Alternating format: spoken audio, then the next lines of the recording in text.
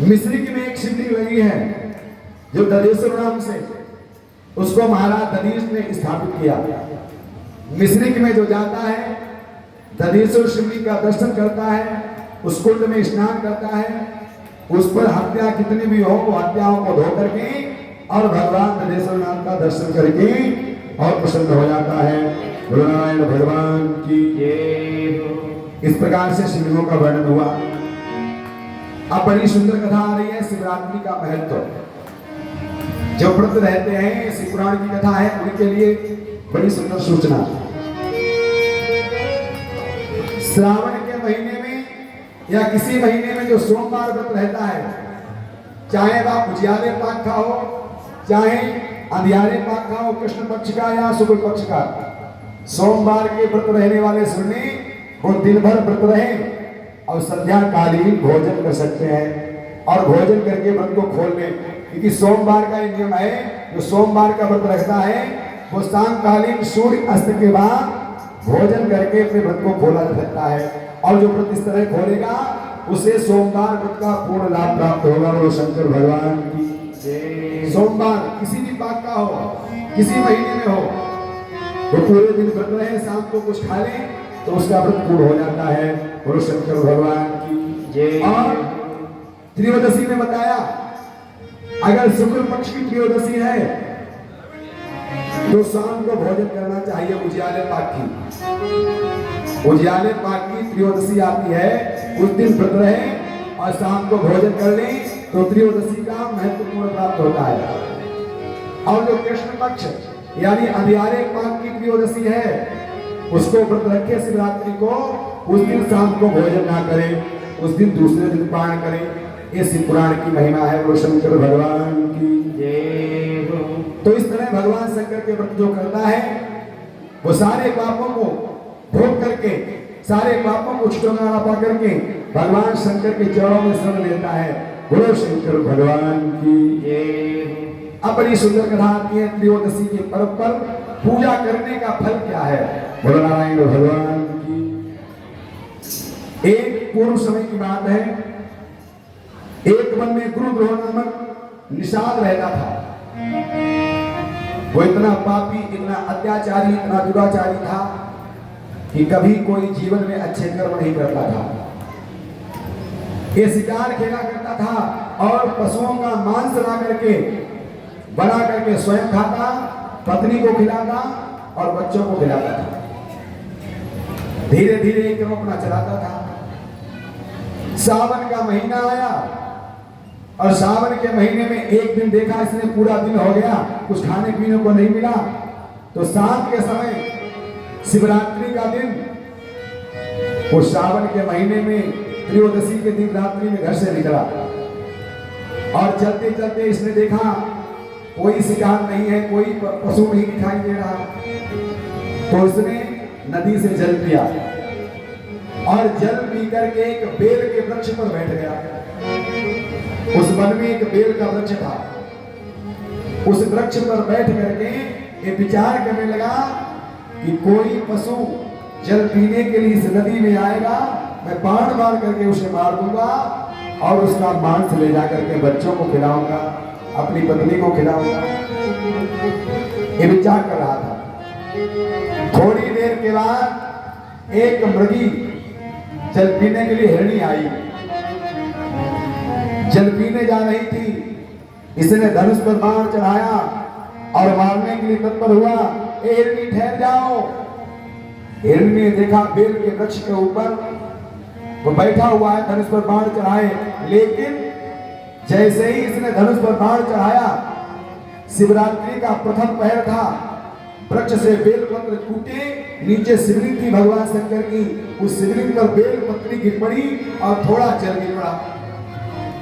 ऐसी पात्र में लेकर के जल बैठा था तो दो चार बूंद जल शिवलिंग पर गिर पड़े और बेल पत्री उस शिवलिंग पर गिर पड़ी प्रथम रात्रि के पहर में। तो उस मृगणी ने कहा, क्यों भाई मुझे क्यों मारना चाहते हो? कहा मेरे बाल बच्चे भूखे हैं, मैं भी भूखा हूं, इसलिए तुम्हें मारने आया हूं। तो उस हिरणी ने कहा, नहीं नहीं देखो, आप मारना चाहते हो, वैसे तो आपको मारना नहीं चाहिए, लेकिन आपकी इच्छा मारने की है तो मार देना, क्योंकि हम भी शरीर को ढोते ढोते परेशान हो गई। मेरे पेट में गर्भ ठहरा हुआ है, मैं गर्भिणी हूँ, मुझसे गर्भ की पीड़ा उठाई नहीं जाती है। और पता नहीं पूर्व जन्म में हमने कौन सा काम किया था जो मुझे हिरणी बनने को मिला। इस योनि को मैं खुद ही त्यागना चाहती हूँ, लेकिन एक काम करना। क्या? हम अपने बाल बच्चों को बताया मैं, और बता करके अभी वापस आ रही हूँ। उस निषाद ने कहा तुम झूठ बोल रही हो, लौट करके नहीं आओगी। हिरणी ने कहा नहीं, मैं लौट करके आऊंगी, विश्वास करो, सौगंध है, मैं सौगंध खा के कहती हूँ कि मैं लौट करके आऊंगा। तो निषाद ने कहा ठीक है चली जाओ, लेकिन आना जल्दी, हमें बहुत जोर भूख लगी है। ठीक। अब हिरणी ने जाकर के सरोवर में जल पिया और जल पी करके चली गई। बहुत देर हो गई, लौट करके नहीं आई। तब तक इसकी बहन, हिरणी की बहन भी चलती ढूंढती हुई वो भी वहां पर आ गई। उसको देखा, तब तक शिवरात्रि का दूसरा पहर लग चुका था। इसने फिर धनुष पर बाण चढ़ाया, जल पिया तो 2 बूंद जल शिवलिंग पर गिर पड़े और एक बेल मंत्री टूट करके शिवलिंग पर गिर पड़ी दूसरे पहर में। अब इसने फिर धनुष पर बाण चढ़ाया। वो हिरणी की बहन आई, उसने कहा मुझे क्यों मार रहे हो? कहा मैं भूखा हूं। कहा मुझे मत मारो। कहा मैं भूखा हूं, मेरे बाल बच्चे कब से भूखे इंतजार कर रहे हैं। तो उसने कहा ठीक है मार लेना, मैं भी इस शरीर को धोते धोते परेशान हो गई। पता नहीं पूर्व जन्म में मैंने क्या पाप किए जब मुझे हिरणी का जन्म मिला। मैं बहुत परेशान हूं। इसने भी कोई बात कही जो बात इसकी बहन ने की थी। तो कहा ऐसा करो, मुझे छोड़ दो, मैं घर चली जाओ और अपने बाल बच्चों को बता करके और वापस आ रही हूं। वो कहने लगा निषाद, आज सभासद अध्यक्ष जी आप क्या आए हैं भगवान की दरबार में, भगवान भोलेनाथ का आशीर्वाद बना रहे, और शंकर भगवान की जय हो। तो कहा है वो भी लौट करके नहीं आई और तुम भी लौट करके नहीं आओगे, मुझे विश्वास है। इसलिए तुम ऐसा करो, अब मेरे हाथों मर जाओ, मैं बाण चला रहा हूं। उस गृहिणी ने कहा मैं सत्य कहती हूं, लौट करके आऊंगी, भरोसा रखो। कि सौगंध खाकर कहती हूं, अरे आऊंगी शीघ्र लौट कर।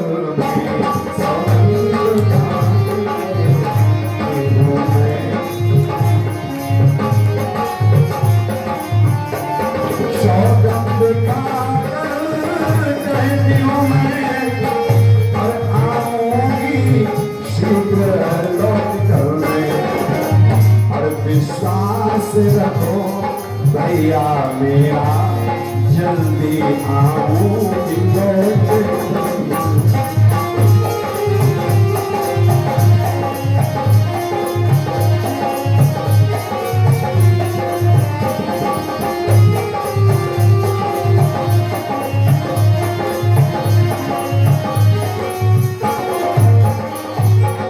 बोले शंकर भगवान। उसने कहा भैया विश्वास रखो, मैं लौट करके आऊंगी। हिरणी की बहन हिरणी चली गई सौगंध खिला करके उस निषाद को। थोड़ी देर के बाद में मृग आया, मृग जल पीने के लिए, इनके परिवार का मुखिया।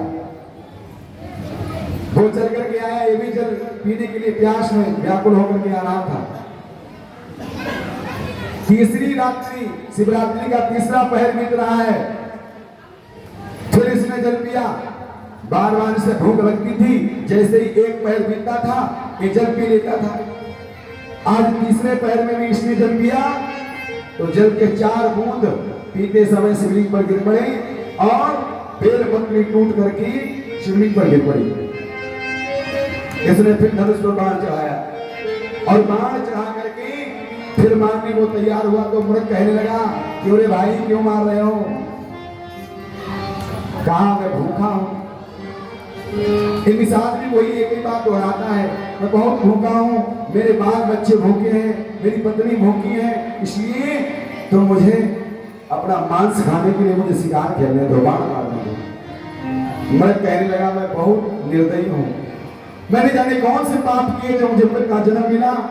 इस मृग ने भी वही बात कही कि मैं भी अपने प्राणों को त्यागना चाहता हूँ, मैं भी शरीर से परेशान हो गया, मैं क्या करूँ? इसलिए तुम ठहरो, मैं अभी जा रहा हूँ अपने परिवार को बता करके और पुनः वापस लौट करके आऊंगा, तो मुझे खा लेना, मेरी मार देना। निषाद कहने लगा वाह भाई वाह, तो बार को मैं मौका गवा चुका हूं, इस बार नहीं गवाऊंगा, क्योंकि 2 बार तो मैं अवसर गवा चुका हूं, वो आए चले गए दोनों, मैंने बार नहीं मारा, लेकिन आज मैं तुम्हें नहीं छोड़ूंगा। धनुष पर बाण चढ़ाया, मारने को तैयार हुए तो उस मृग ने कहा विश्वास करो, बताओ मैं जिसकी सौगंध खा लूं लौट करके आऊंगा, विश्वास रखो। उसे विश्वास नहीं हुआ, तो उसने शिवलिंग देखी, मृग ने शिवलिंग रखी थी, उसी के ऊपर जल गिर रहा था बेल के वृक्ष के नीचे, तो कहा मैं इन मूर्ति की सौगंध खा के कहता हूं मैं लौट करके आऊंगा, और मैं ही नहीं परिवार को साथ में लेकर के आऊंगा, मुझे जाने दो। ये भी चला गया, इसको भेज दिया उसने, अब वो निषाद इंतजार कर रहा है।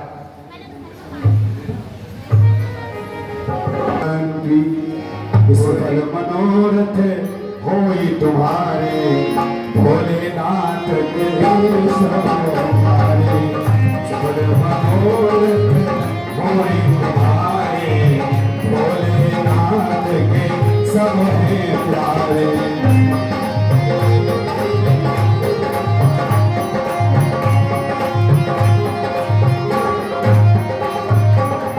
भोले बाबा की तरफ से बिजौरिया, नवाबगंज, ये सभी भक्त और हमारे सभा सदस्य अनुज पाठक जी पर भगवान भोलेनाथ की कृपा बनी रहे, और सभी अपने अपने कार्य में तरक्की पाते रहे, सभी के घर में अन्न धन की पूर्ण हो।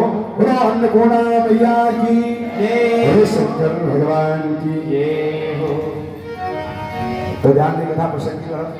परीक्षित जी महाराज तो भूल गए कथा कहाँ के पैर में भी बेलपत्री जल शिवलिंग पर गिर गया। उसी समय ये विचार करने लगा कि हम भूख से व्याकुल अभी लौट करके नहीं आए, इसका कारण क्या है? अब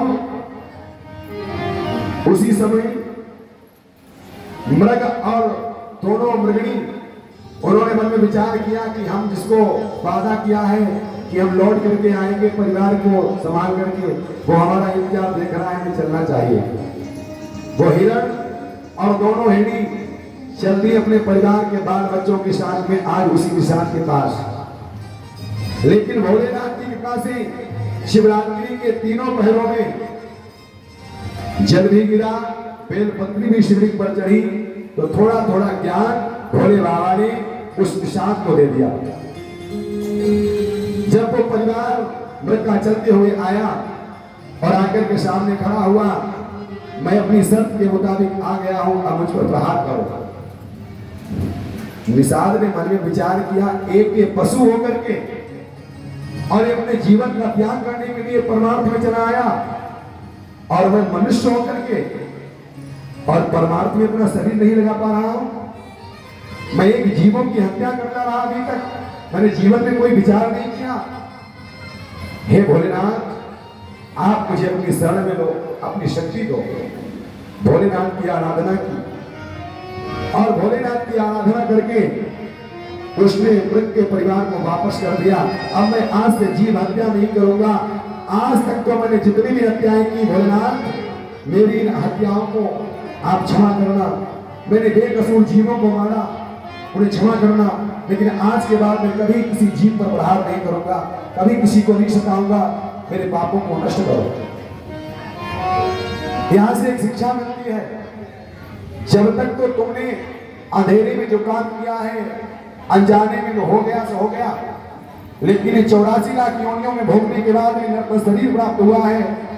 और जिस दिन से अगर सच्चा मार्ग मिल जाए, किसी गुरु का सत्संग, किसी कथा का सत्संग, किसी ब्राह्मण का वचन प्राप्त हो जाए, उस दिन से अधर्म को छोड़ देना चाहिए, सत्य के मार्ग पर आना चाहिए।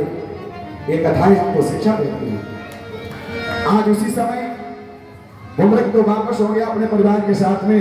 निषाद राज ने इस प्रकार पूरी रात्रि जाकर के शिवरात्रि का व्रत पूर्ण किया, भोले बाबा की आराधना की, भोले बाबा प्रकट हो गए। बोले शंकर भगवान की जय हो। और जैसे ही शंकर जी प्रकट हुए वो मंत्र जाप करने लगा, पंचाक्षरी का सभी लोग जाप करेंगे।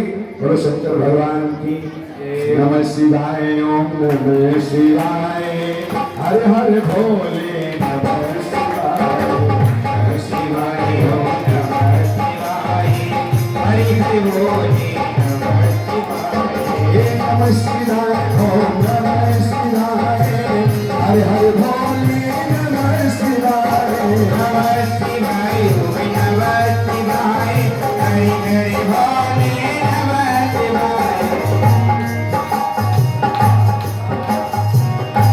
शिवाय ओम नमः शिवाय, हर हर भोले नमः शिवाय, शिवाय ओम नमः शिवाय, हरि हरि भोले नमः शिवाय।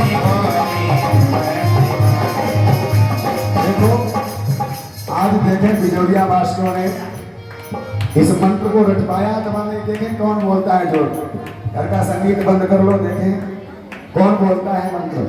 नमः शिवाय, ओम नमः शिवाय, हरे हरे भोले नमः शिवाय,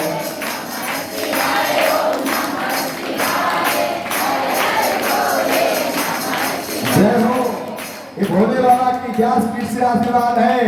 इसी तरह आप सभी भक्तों पर भक्ति विराजमान रहे और सदैव ज्ञान और धन से परिपूर्ण रहो। शंकर भगवान की नमः शिवाय, ओम नमः शिवाय, हरे हरे भोले नमः शिवाय, ओम नमः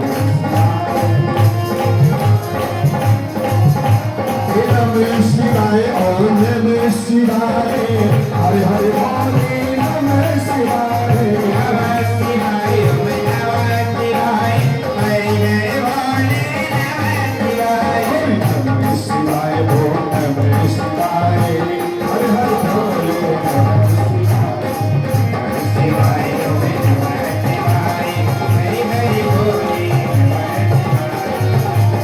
भोले भोले कहीं देवी आदत तेरी होगी, भोले भोले कहीं देवी आदत तेरी होगी।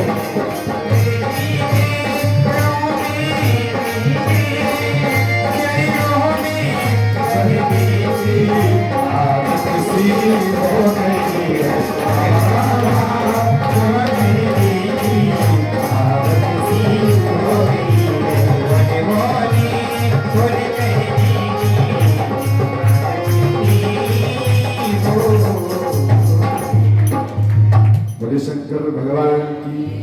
आज इसने भगवान शंकर का आराधन किया और जैसे ही आराधन किया भोले बाबा प्रकट हो गए। बोलो शंकर भगवान और भोले बाबा जब प्रकट हुए हैं तो ये निशान देख करके भोले बाबा को पहले तो डर गया।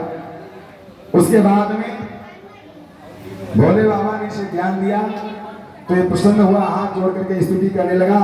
ये मंत्रहीनम क्रियाहीनम भक्तिहीनम जनार्दन, हे प्रभु न मैं मंत्र जानता हूँ, न पूजा करने की क्रिया जानता हूँ, न मेरे पास कोई भक्ति है। पता नहीं कैसे आपका मेरे धोखे से पूजन हो गया। भोले बाबा ने कहा जब तू बेल पत्र चढ़ करके जल पी रहा था तब जल गिर गया मेरे शिवलिंग पर, बेल पत्री गिर पड़ी, वो भी एक पहर में नहीं तीनों पहर में। और शिवरात्रि के तृतीय पहर में जब बेल पत्री और जल गिरा है उसी समय तेरी भक्ति को प्राप्त कराता हूँ। तेरी भक्ति देकर के प्रसन्न हो गया और प्रसन्न होकर के वर मांग लो। तो उसने कहा प्रभु मैं वरदान ये मांगता हूँ कि सदैव भक्ति में रमा रहूं और आपका पूजन इज्जत करता रहूं। और आपका तो मुझे इस युग में दर्शन हो गया, लेकिन अगला जब जन्म मुझे मिले तो मुझे विष्णु हरि नारायण का दर्शन करा देना। तो भोले बाबा ने कहा विष्णु का दर्शन तो हो जाएगा, लेकिन चतुर्भुज रूप में करोगे या दो भुजों में। तो कहा मुझे दो रूपों का दर्शन चाहिए, एक चतुर्भुज का और एक दो रूपों का। तो भगवान विष्णु को बुलाया चतुर्भुज नारायण भगवान का तो वही दर्शन करा दिया। उसके बाद में चतुर्भुज नारायण का दर्शन हुआ तो निषाद रात को भगवान भोलेनाथ ने दूसरा वरदान दिया। क्या दिया कि त्रेता जब युग आएगा कि कैकेयी वरदान से होगा राम वनवास और केवट के उद्धार की होगी पूर्ण आस। त्रेता युग में विष्णु ही राम बनकर के आएंगे और कैकेयी के द्वारा राम को 14 वर्षों का वनवास होगा। राम जी वो मर्यादा पुरुषोत्तम भगवान राम भैया लक्ष्मण सीता के साथ में जब जाएंगे तो श्रृंगवेरपुर में तुम्हारा मिलन होगा और श्रृंगवेरपुर के निषाद तो भगवान राम के चरणों का दर्शन करोगे, राम से मिलोगे, तब भगवान राम वो विष्णु तुमको श्रृंगवेरपुर का राजा बनाएंगे, अपने हाथों से राज तिलक करेंगे। बोलो शंकर भगवान की जय। ये वरदान भगवान ने दिया। भगवान विष्णु ने देखा अपने भक्त को मेरे लिए वरदान दे दिया तो भगवान विष्णु ने कहा प्रभु आप अपने पूर्ण रूप से मुझे कुछ ज्ञान दे दो। तो आज भगवान शंकर भगवान विष्णु को ज्ञान दे रहे हैं और क्या अपने सहस्त्र नाम का ज्ञान दे रहे हैं। बोलो शंकर भगवान की। और क्या ज्ञान दिया है भगवान विष्णु को शिव ने? ओम शिवो हरो, ओम शिवो हरो मृणो रुद्रा पुष्कर गुलोष्णा अर्थिगमं सदाचारवं सर्वं शंभुहेश्वरा चंद्रा पीड़ा चंद्रमौलिकी विश्वं विश्ववेशनः वेदांतं सार संदोहं कपाली नीललोहिता ज्ञानधारा दो परीक्षणं ओं गौरवता गणेश्वरः अष्टमूर्ति महामूर्ति सर्वर्गम स्वर्ग साधन ज्ञान गम्यो दृढ़ देव देव सुलोचन कामदेवो महादेवो पटु परिव्रलोमना विश्वरूपे विरूपाक्षो वागीशं सुरसत्तमा सर्वप्रा संवादी वसंको वृषवाहना ईश पिनाकी खटम मांगी चित्रवेशात् नर्तनः तमोहरो महायोगी गोप्ता ब्रह्मा च धूजति कारकारं महाकालं प्रतिवासं सुभंगः प्रतमाकं अनुच्छं पुरुषं युष्या दुर्वासा पुरुषास्त्रः।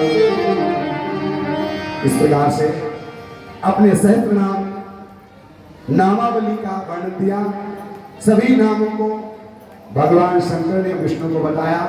भगवान विष्णु उन नामों का जाप करते हुए क्षीर सागर में निवास करते हैं। बोलिए शंकर भगवान की जय, बोलो लक्ष्मी नारायण भगवान की जय। सभी पानी हो रहा है करते तुम शिव जी मेरा नाम हो रहा है।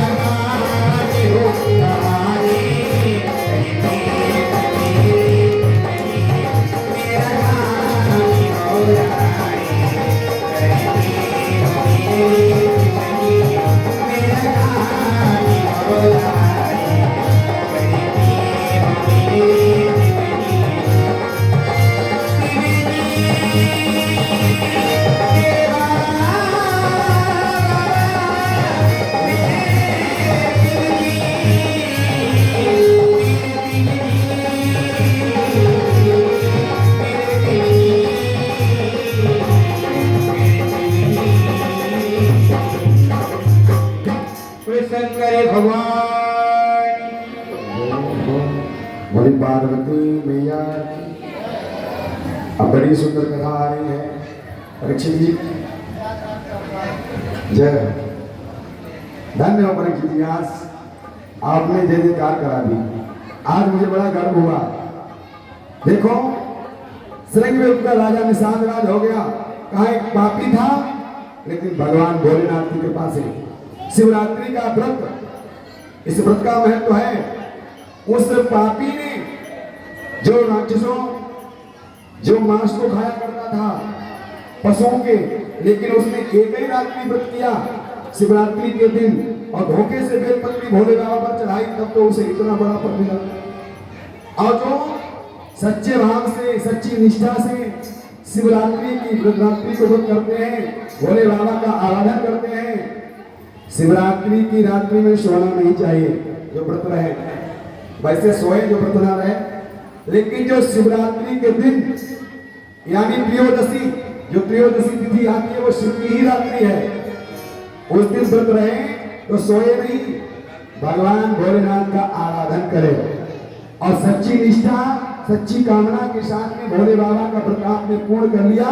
जीवन में एक भी शिवरात्रि अगर पूर्ण कर ली तो जीवन के सारे कष्ट दूर हो जाएंगे और वो आगे आवागमन से रहित हो जाएगा। क्योंकि मेरे भोले बाबा ये आवागमन से रहित है और जैसे ये है ऐसे ही अमर वरदान भी देते हैं। बोलो अमरेश्वर नाथ की जय हो। आज इस प्रकार त्रयोदशी का महत्व बताया। उसके बाद में भगवान भोले बाबा के व्रत के बारे में बता करके भोले बाबा का पूर्ण चरित्र व्यास जी ने सुनाया। कहा पार्वती मैया के अवतार की वर्णन की कथा सुनाओ। पार्वती ने देवियों को प्रकट कैसे किया। अभी तक तो भोले बाबा की कथा चलती रही, शिव पुराण पूरा हो गया, अंतिम संहिता बची, अब आ रही है उमा की कथा। देवियों के अवतार कैसे हुए तो बताया है।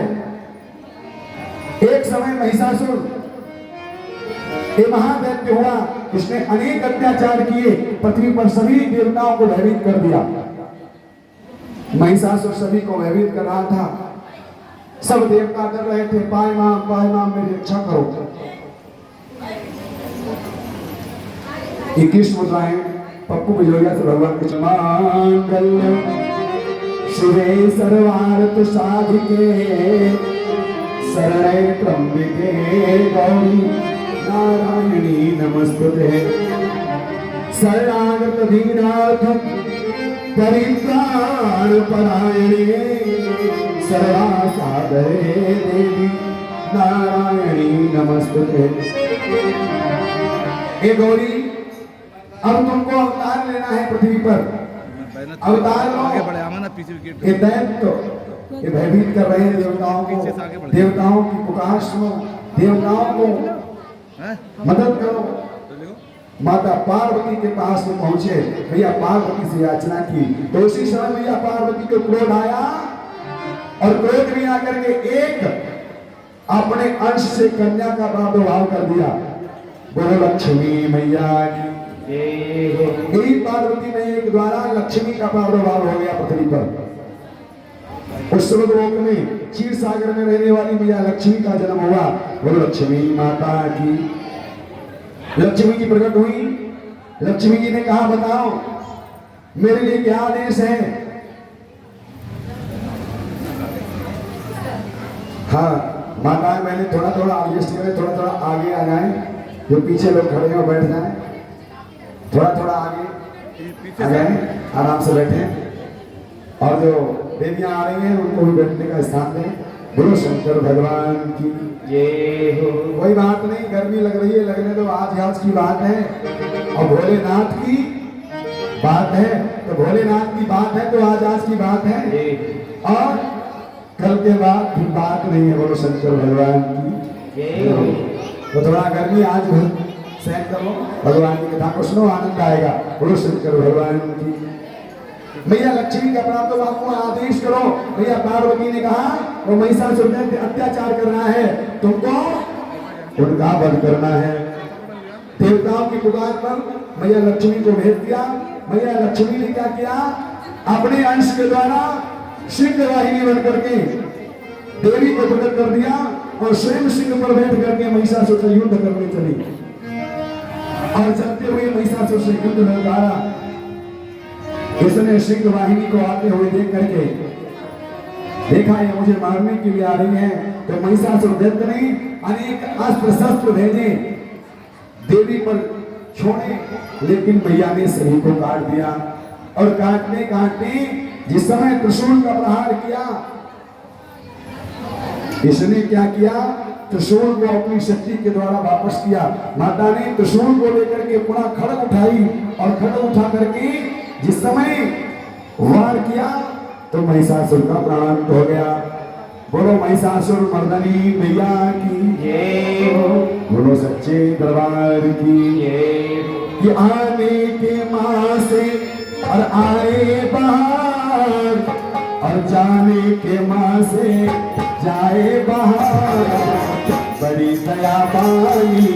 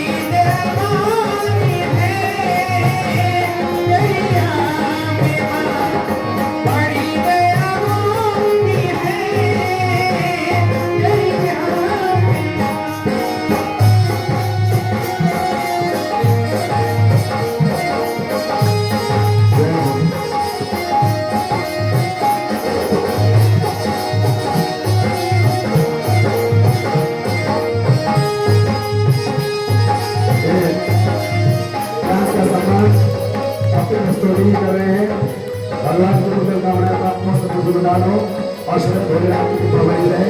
जय हो। ओ पूर्णिका और जिधर के हमारे खुदा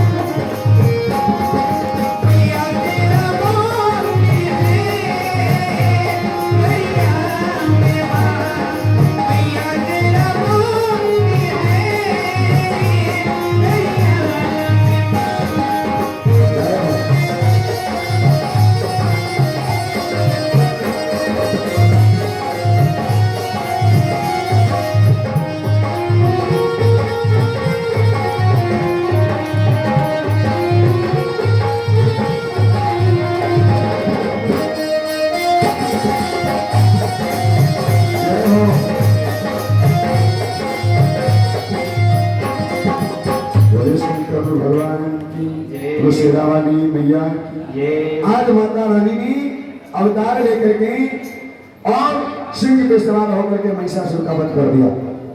उधर महिषासुर मारा गया। इन दैत्यों के राजा हैं शुंभ और निशुंभ। शुंभ और निशुंभ को पता चला कि महिषासुर मारा गया, तो इन्होंने रक्त बीज और धूम्रलोचन को भेज दिया। धूम्रलोचन रक्त बीज ये जाकर के हाहाकार मचाने लगे।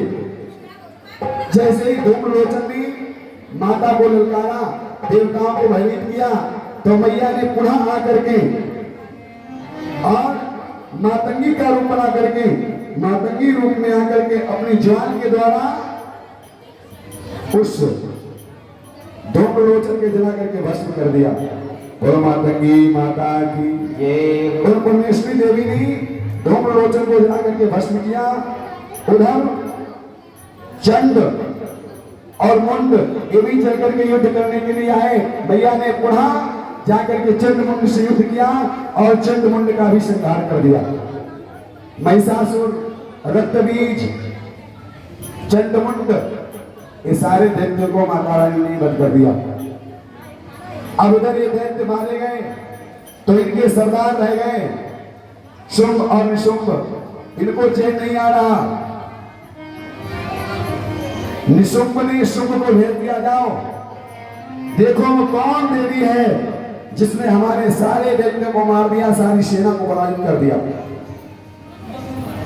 शुंभ को भेजा निशुंभ ने। शुंभ गया, इसने मैया को ललकारा तो मेरी मां ने देखा राक्षसों को आता नहीं करके इन्हें अपार क्रोध आया और अस्त्र शस्त्रों की वर्षा प्रारंभ कर दी। ऐसी वर्षा प्रारंभ की कि इतने वाण, इतने खड़ग ये राक्षस अपने छोड़ता है, माता रानी अपनी छोड़ती है, आपस में टकराते हैं, शांत हो जाते हैं। भयंकर युद्ध हुआ। युद्ध चलते चलते अंत में देखा पार्वती मैया ने कि देवी लाचार है, इस सुख पर प्रहार नहीं कर पा रही है। तो मैया पार्वती ने कहा ठहरो, मैं स्वयं आ रही हूं। मैया स्वयं काली का रूप धारण करके आई। बोलो काली मैया की जय हो। और पार्वती मैया ने काली के रूप में आकर के आज शुंभ का भी संहार कर दिया। बोलो नारायण भगवान की, बोलो देवी मैया की। आज काली के रूप में शुंभ का वध हो गया। जब इनका राजा दैत्यों को राजा निशुंभ इसने देखा शुंभ मारा गया, महिषासुर मारा गया, रक्तबीज मारे गए, धूम्रलोचन मारे गए, मधुकैटभ ये सभी मारे गए। अब मैं क्या करूं?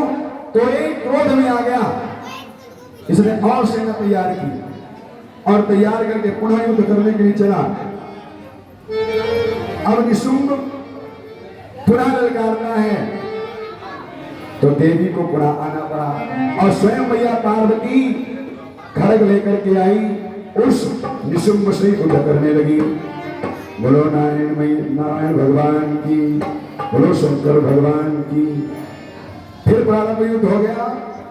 युद्ध चलते चलते अंत में इसकी भी मृत्यु होनी है तो माता रानी ने अपने हाथों के द्वारा इसका भी संहार किया। बोलो देवी मैया की जय, बोलो सच्चे दरबार की जय। तो सारे दैत्य मारे गए। देवताओं ने पुष्पों की वर्षा की और देवी की स्तुति की। प्रथमम शैलपुत्री च, द्वितीयं ब्रह्मचारिणी, तृतीयं चंद्रघंटे कूष्मांडे चतुर्थम, पंचम स्कंदमाता, षष्ठम कार्तिनी च, सप्तम कालरात्रि, नवम सिद्धार्थ, अष्टम सिद्धार्थी च, नव दुर्गा पूजिता। प्रथम में शैलपुत्री का अवतार, द्वितीय में ब्रह्मचारी का अवतार, तृतीय में चंद्रघंटे का अवतार, चतुर्थ में स्कंद माता का अवतार। इस प्रकार से मैया 9 रूपों में अवतार लेकर के और सभी दैत्यों को संहार करके देवताओं को दर्शन दिया। देवताओं ने नव दुर्गा की स्थापना की और 9 दिन तक एक अनुष्ठान किया। देवताओं ने 9 दिन तक व्रत रह करके 9 देवियों का पूजन किया और 1-2 बार नहीं, 4 बार 9 दिन रह करके और देवियों का उपवास किया। उसी दिन से हमारे भारतवर्ष में नवदुर्गा का पर्व विख्यात हुआ। साल में नवदुर्गा 4 बार आता है।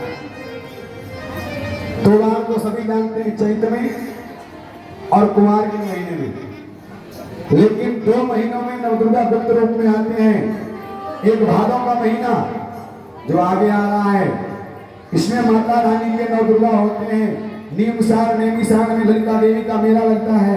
बड़े बड़े दूर से लोग परिक्रमा करने जाते हैं। भादों के महीने में एक देवी के नवदुर्गा होते हैं। और एक आषाढ़ के महीने में जो पीछे निकल गया, इसमें भी नवदुर्गा होते हैं।